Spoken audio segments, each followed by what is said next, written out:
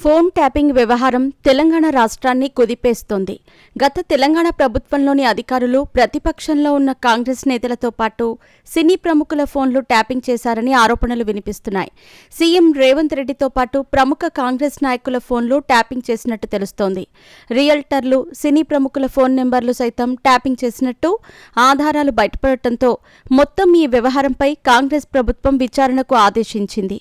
దుబ్బాక, మునుగోడు ఉప ఎన్నికల్లో ప్రతిపక్ష పార్టీల నేతల ఫోన్లు ట్యాపింగ్కు గురైనట్టు అధికారులు గుర్తించారు. ఇక హైదరాబాద్లోని ప్రముఖ బిజినెస్ మ్యాన్లతో పాటు రియల్టర్ల నుంచి భారీ ఎత్తున డబ్బు వసూలు చేసినట్టు ఆధారాలు బయటపడ్డాయి. ఇక ఫోన్ ట్యాపింగ్ వ్యవహారం సినిమా ఇండస్ట్రీని కూడా తాకిన సంగతి తెలిసిందే. తెలుగు ఇండస్ట్రీలో ప్రముఖ యాక్టర్ల ఫోన్లు ట్యాపింగ్ చేసినట్టుగా ఆధారాలు గుర్తించారు. వీరిలో ఎక్కువగా హీరోయిన్ల నెంబర్లే ఉండటం సంచలనం సృష్టిస్తోంది. వీరితో పాటు ప్రముఖ యాంకర్ల ఫోన్ నెంబర్లపై కూడా ట్యాపింగ్ జరిగినట్టు అనుమానాలు వ్యక్తమవుతున్నాయి. తెలుగు ఇండస్ట్రీ నుంచి ముంబైకి వెళ్లిన ఓ ప్రముఖ హీరోయిన్ నెంబర్ని సైతం హ్యాక్ చేసినట్టుగా తెలుస్తోంది. తాజాగా స్టార్ యాంకర్ అనసూయ ఫోన్ కూడా ట్యాపింగ్ అయినట్టు ప్రచారం జరుగుతోంది. గత ప్రభుత్వంలో అనసూయ ఫోన్ను సైతం ట్యాపింగ్ చేసినట్టు తెలుస్తోంది.